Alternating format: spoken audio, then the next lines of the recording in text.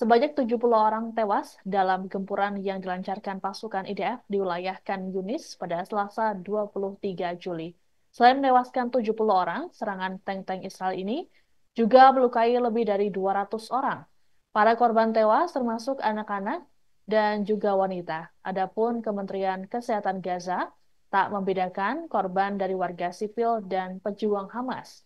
Warga Gaza menggambarkan situasi serangan udara dan penembakan tank IDF seperti kiamat.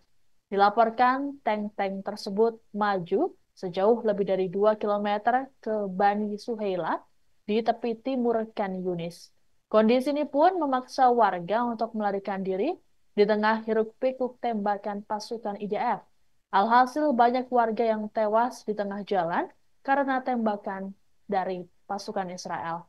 Kompleks medis Nasser di Khan Yunis kini dipenuhi oleh pasien korban luka. Banyak dari mereka yang harus dirawat di lantai karena penuhnya rumah sakit.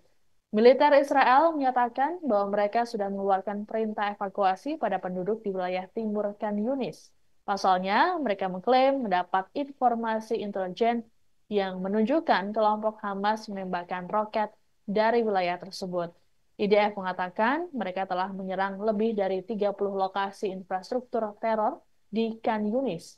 Diketahui sebanyak 400.000 penduduk setempat dipaksa untuk meninggalkan rumah mereka.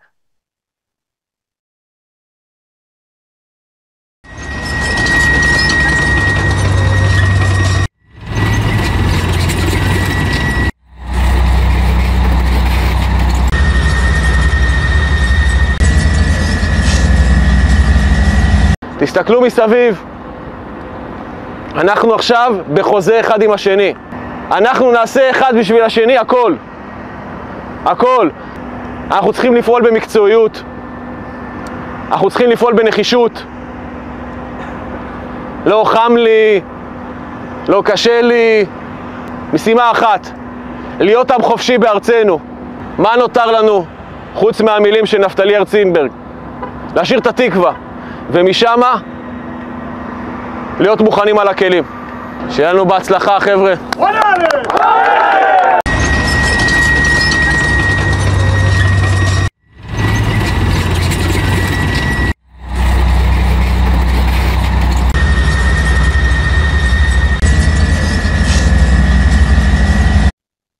Militer Israel telah mengeluarkan perintah evakuasi terhadap warga di wilayah jalur Gaza yang dijadikan sebagai zona kemanusiaan pada Senin 22 Juli. Perintah evakuasi ini ditujukan pada warga di Al-Mawasi yang terletak di sepanjang pantai Gaza dan antara Khan Yunis dan Rafah. Menurut Israel, wilayah tersebut digunakan oleh pejuang Hamas untuk melancarkan serangan terhadap IDF. Perintah evakuasi ini pun membuat warga Palestina merasa kesulitan dan kebingungan. Beberapa warga mengungsi dengan kereta keledai, sementara yang lainnya berjalan kaki sembari membawa kasur dan barang-barang lainnya. Mereka mengaku sangat lelah karena kerap diminta mengungsi bahkan harus kehilangan kerabat mereka tiap hari. Adapun PBB sendiri sudah menyatakan tidak ada lagi tempat aman di Gaza. Pasalnya, pasukan militer Israel tak pandang bulu saat melancarkan serangan tank dan udara mereka. Sebagaimana diketahui, selain rumah warga, Israel juga menggempur kamp pengungsi, sekolah, bahkan rumah sakit. Tak hanya menghadapi gempuran Israel, warga Gaza juga dibayangi ancaman penyakit imbas tumpukan ratusan ribu ton sampah. Berdasarkan data terbaru, korban tewas akibat perang di Gaza kini berjumlah 39.006 jiwa sejak 7 Oktober 2023. ده بقى في 700 متر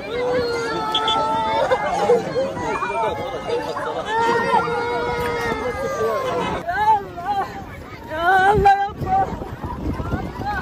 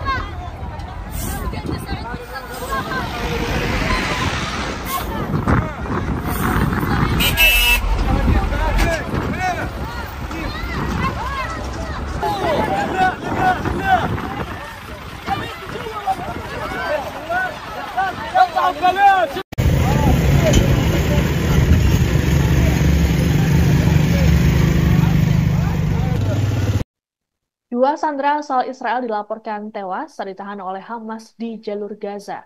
Mereka merupakan Alex Danzig berusia 76 tahun dan Yagev Gustav berusia 35 tahun yang ditawan sejak 7 Oktober 2023.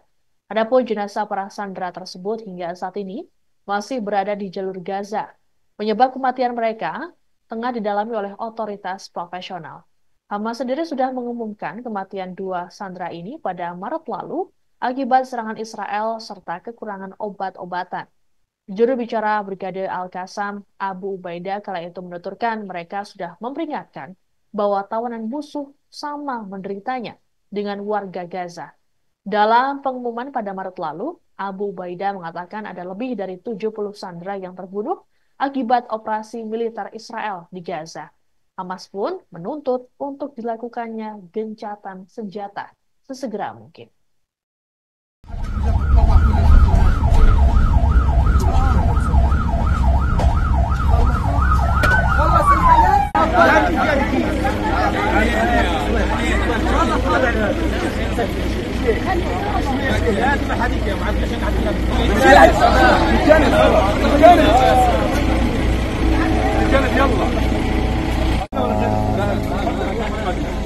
اطلع انت وبشادي بس للحد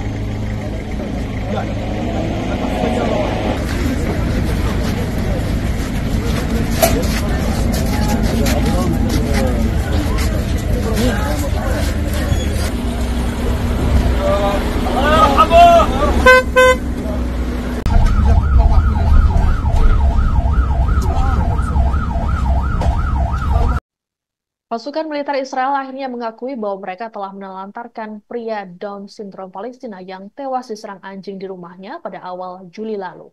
Juru bicara militer Israel mengatakan bahwa prajurit meninggalkan seorang pria seusai rudal RPG menghantam tank mereka serta menewaskan rekannya. Pria Down syndrome bernama Muhammad Bar itu ditinggalkan sendirian di rumahnya di Sujaya, Gaza Timur pada 3 Juli lalu. Prajurit Israel disebut meninggalkan Bar untuk memberikan perawatan kepada tentara yang terluka. Jubir militer Israel kemudian mengatakan bahwa IDF menyesalkan adanya korban jiwa dari warga sipil selama pertempuran. Sebagaimana diketahui, Bar ditemukan tewas mengenaskan setelah ditinggal sendirian di rumahnya.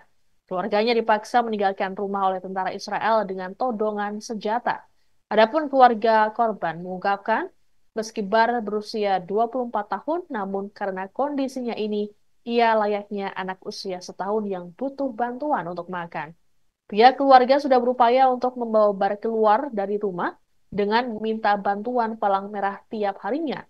Namun Palang Merah sama sekali tidak bisa membantu karena dilarang mendekat oleh tentara Israel.